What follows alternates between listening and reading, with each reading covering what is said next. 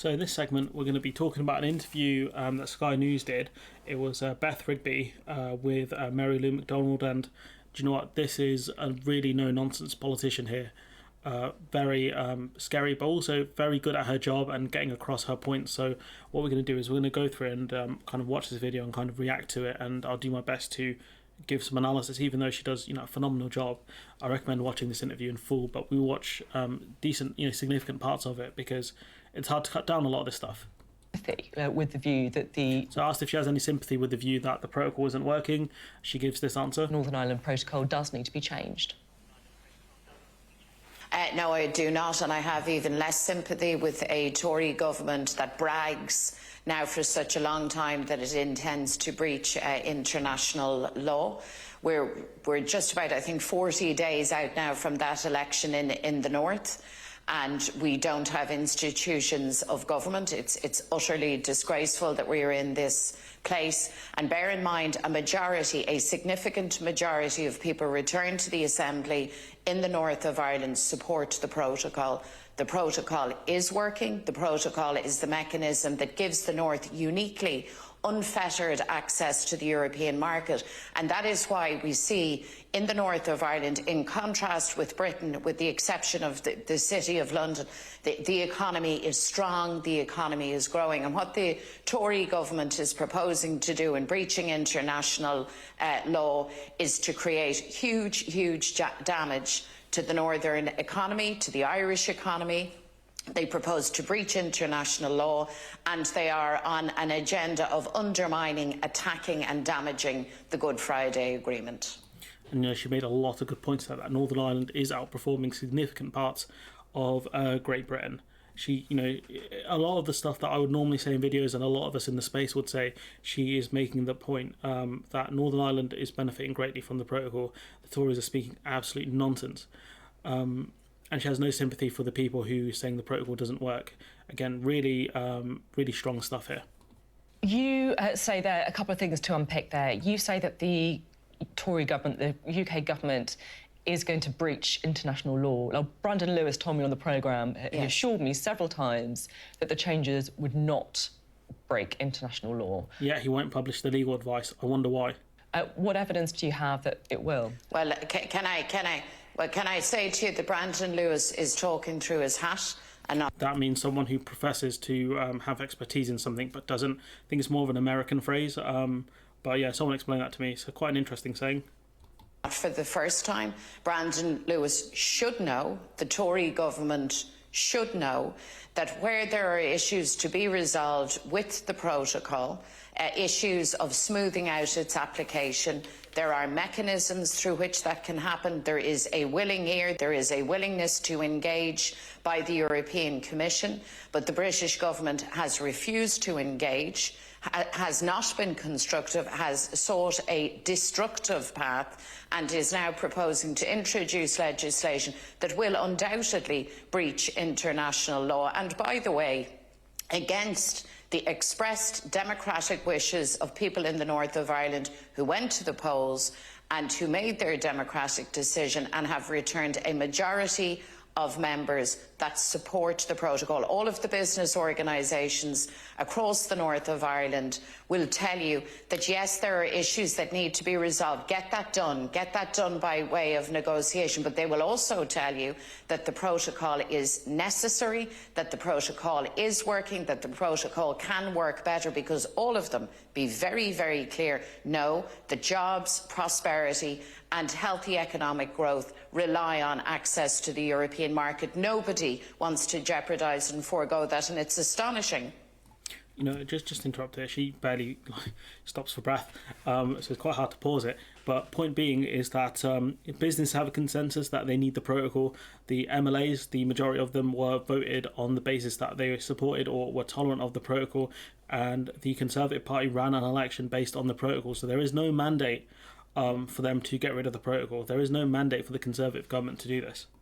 That the British government brags consistently that they will change, as they put it, or ditch elements of the protocol, breach international law, bring themselves into a collision with Europe at a time when we have war in Europe, cause untold economic damage to the north of Ireland. And why? Why? Well, because there is an internal leadership problem within the Tory party. It is disgraceful. I agree. It's 100% disgraceful that the main reason this is happening is so Boris Johnson can keep the ERG and those Tory rebels in line, and it's also being pushed on by someone like Liz Truss, who's desperate to be Tory leader. To use the north of Ireland, to use Ireland as a bargaining chip in their ongoing collision with Europe, all designed to boost the ego, the leadership ambitions of either Boris Johnson or one of his would-be successors. It's dishonourable stuff. From a dishonourable party. By any measure, extraordinary stuff that the British Parliament... I'm just going to skip ahead just a bit here. In 2024, of course, according to the Brexit deal, politicians in Northern Ireland specifically get to decide whether or not they want to keep the protocol in place. It's effectively like an exit clause that was worked into the original deal. I just wonder how important you think it is that those politicians in Northern Ireland get to make the final decision on the protocol, because, you know, there is rumours that the bill tomorrow, the legislation introduced tomorrow, could effectively override that consent vote. Now, I haven't seen it in the legislation. I've looked at some more articles more recently. This interview is being on Sunday just gone. I haven't seen any bits of that would take out the bit around consent, that the MLAs just have to have a straight majority on the protocol to keep it in place. I haven't seen anything to say that the government are getting rid of that bit. So I'm just to make that point important. She does go on to talk about why it's important, etc., but I haven't seen the government, in fairness, mention that. Well, let me say this. Just remember that when Brexit happened and the vote was taken, people in the north voted to remain. Just remember that. And people... True, the majority of people in Northern Ireland, despite the DUP, voted to remain. It's important to remember that they were taken out of the EU against their will. And they also promised that they would get some unicorn technological solutions to deal with the problems in Northern Ireland which haven't emerged because that was unicorn technology. People on a cross-community basis from all walks of life voted to remain. And I would wager, if there was a vote on the Brexit question again next week or next month, that by an even greater margin, people in the north of Ireland would vote to remain. So Brexit never had the democratic consent or imprimatur of the people of the north. And therefore, any idea that the Tory government would try to rob the elected representatives of the north of Ireland of their rightful decision on this matter would be absolutely outrageous and would mean that not alone is the Tory government waging an onslaught against the protocol, prepared to breach international law and walk away from its international obligations, but that in fact it is damaging, undermining power sharing in the north of Ireland, and it would be further and very, very, very, very dangerous evidence of a Tory attack on the Good Friday Agreement itself. A very, very dangerous suggestion. And it's also very undemocratic as well. To take the decision away from the MLAs who are elected to represent the people of Northern Ireland, to do that would be incredibly undemocratic, especially when the Tories ran a campaign on the Northern Ireland Protocol as well as part of their manifesto in 2019. I mean, I should say at this point, obviously, that Brandon Lewis says that part of the reason they want to do this is to effectively restore all elements of the Good Friday Agreement as the assemblies are running. Well, can I listen, Sophie? I mean, this is like the way she just comes in there. She's had enough of this. You can tell. Sophie, that just needs to be scotched. I mean, that's frankly beyond disingenuous. The Tory government consistently abuses language in a way that is mesmerising. They say they want to protect the Good Friday Agreement when they take the very actions that undermine and that could potentially destroy the Good Friday Agreement. That's the reality, and they are doing this in plain sight. They are colluding with the section of political unionism to keep the executive down in Belfast, to ensure that the North-South element of the Good Friday Agreement is now not operating. There was, I think the DUP were taken to court over there, weren't they, that because they weren't going to committees and meetings with people, I think, within the Republic of Ireland. The North-South element was really being hampered by the DUP, and I think they were taken to court over that, and they were found, the judge was not happy with them.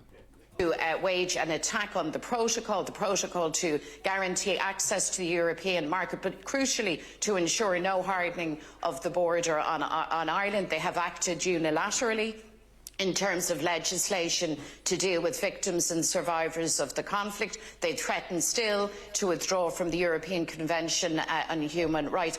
And, the government have talked about more recently that, basically a lot of the lawyers that are challenging the government on the Rwanda policy, deporting asylum seekers to Rwanda, the Tories are talking about getting rid of the European Human Rights Act, in part because of that as well. So she's 100% correct again. All of the building blocks, in other words, upon which the Good Friday Agreement has been carefully constructed by all of us, are now being openly attacked and undermined by the Tory government. And I think it is so important that everybody in political life, quite irrespective of their view, be they Conservative, be they Labour, wherever we fall on the political spectrum, we have a joint vested interest in ensuring that the Good Friday Agreement is protected. And the Tories need to be called out on this, not just by... I'm doing my best to call them out, but she's right, the Tories need to be called out on this. All of the pieces, again, it's hard to pause it because, she's just constantly going and she's speaking a lot of truth here. The fact is, the pieces that allowed the Good Friday Agreement to take place, the fact that there was no need to have a border within Ireland for trade, because we were both members of the EU, that's gone now. That piece is gone effectively. A lot of the pieces that had the Good Friday, that allowed the Good Friday to happen, agreement to happen, is simply non-existent anymore, and that's a huge problem. By politics, but by every sector across civic society and ultimately by the people. And whereas I have no confidence, I have to tell you, in Boris Johnson or his government, I have every confidence in decent people across Britain to realise that jeopardising the Good Friday Agreement and the peace that all of us have built is totally unacceptable. I don't have as much faith in the British people, but I'm hoping that she's right and I'm wrong. I really am. The United States is involved because they know, as surely as we know, that what is at play here is a very, very deliberate set of actions that undermine the Good Friday Agreement. She's talking about if the Americans would get involved. And everybody from the White House, from President Biden, across American politics, on a bipartisan basis, and you know as well as I do, there are few issues that unite political opinion in the United States, but this is one of them. All of us have skin in this game. Everybody knows that to protect the Good Friday Agreement, there is an absolute imperative on Boris Johnson and his government to act in good faith, to act constructively, to engage, to respect the rule of law, and to understand that Ireland will not be, let me repeat, the collateral damage in the games and gamesmanship at play currently within the Tory party. And I have to tell you... no one wants to see, I really don't want to see Ireland as collateral damage for the Tory psychodrama. Ireland deserves a lot better than the British constantly causing problems. Same with Northern Ireland. I genuinely do not want to see this. I believe that not alone do we have international diplomatic and political opinion on the side of Ireland on this question. I think any person with an ounce of common sense and an ounce of decency, and the people of Britain have that in abundance. I disagree, but go on. Know that all of us have to get on with our lives. We're living through a cost of living crisis. It's going to get really hard in the autumn and the winter. All of us know that we need a level of stability, maturity and competence. And all of us know that our relationships with each other are fundamentally rooted in the Good Friday Agreement and the protection of that. She's right, the Good Friday Agreement is fundamental. The government claim they're the protectors of the Good Friday Agreement. That's simply not the case. And also the fact that once the energy cap rises again, which it will do, I think it's in October or September, things will get a lot worse for the people of Great Britain. And the only ones who don't have anyone representing them are the people in Northern Ireland. It would be an absolute disaster for them. I want to skip a bit more just ahead here. And went on to enact that referendum. So at what So we're talking about a border poll here. What would trigger it? point would you like to see a border poll being called in Ireland? In Northern Ireland, sorry. Well, my priority at this point, well, there will have to be two referendums, in fact, Sophie, in the north and in the south, in both jurisdictions. You know, that's important to remember as well. It'll be up to the people, not just in Northern Ireland, but the Republic of Ireland as well. And I do wonder what happens if one votes one way and the other votes the other way. So if Northern Ireland votes for a reunification, but the Republic of Ireland doesn't, I wonder what happens in that scenario. Hopefully that doesn't happen.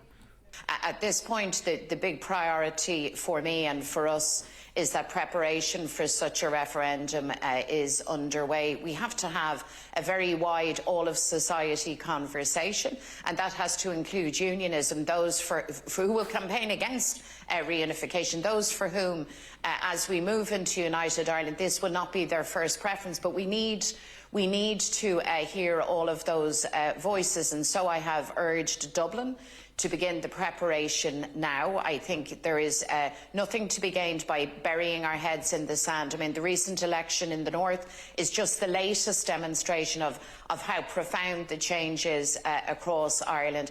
And of course, the government at Westminster, the British government, I think, have to indicate what their view is. No, that's true. You know, Brandon Lewis has to kind of set out what is the trigger point for a border poll. And of course, it's going to be very difficult. But you know, she's used the language of community rather than the language of division, which she deserves a lot of credit for. That unionist concerns will have to be taken into account when a border poll happens, and what mechanisms will there be to kind of protect unionist concerns. As much as I dunk on them a lot, it's still important to remember that they are a part of Northern Ireland. And once Ireland, if there is reunification in Ireland, you know, if they are still living within Northern Ireland, what will be there to kind of protect them? That's an important thing, I think, to include in any kind of border poll, for example. How they view the matter of the tipping point when the referendums will be held. But either or, whatever the answer might be to that particular question, be in no doubt that change, positive change, exciting change, progressive change is underway in Ireland. That's good news for all of us on this island. It's good news also for Britain, because part of the whole project of building a new Ireland is building, renewing, consolidating that relationship that we have with our nearest neighbour.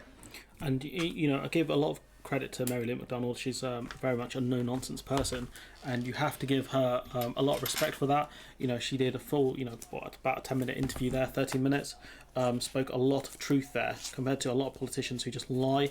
A lot of credit goes to Beth Rigby as well. You know, I'm not always a big fan of journalists just, you know, asking one question and letting politicians go off and answer things without giving any kind of decent follow-up, but she did that to an extent.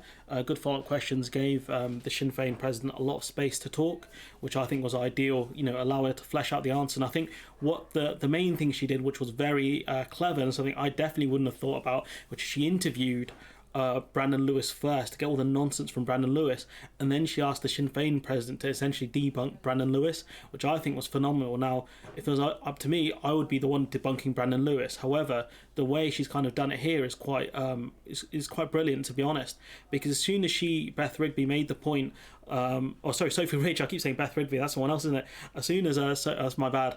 As soon as Sophie Ridge made the point that Brandon Lewis claimed it's Britain that's claiming to protect the Good Friday Agreement via the protocol changes, you know, it gave Mary Lou the option to just completely debunk that point, which has to be done here, and make the point that it's not the British government protecting the Good Friday Agreement, it's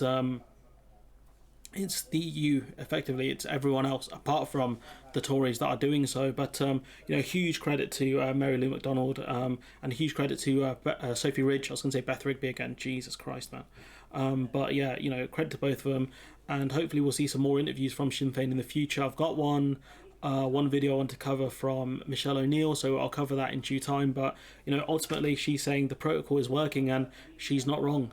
She's absolutely blasted the Tories there, and I love to see it. But anyways, I'm gonna leave it there. Let me know what you think in the comments below. Like, comment, share, subscribe, support the channel on Patreon if you can, and hopefully I'll see you in the next one.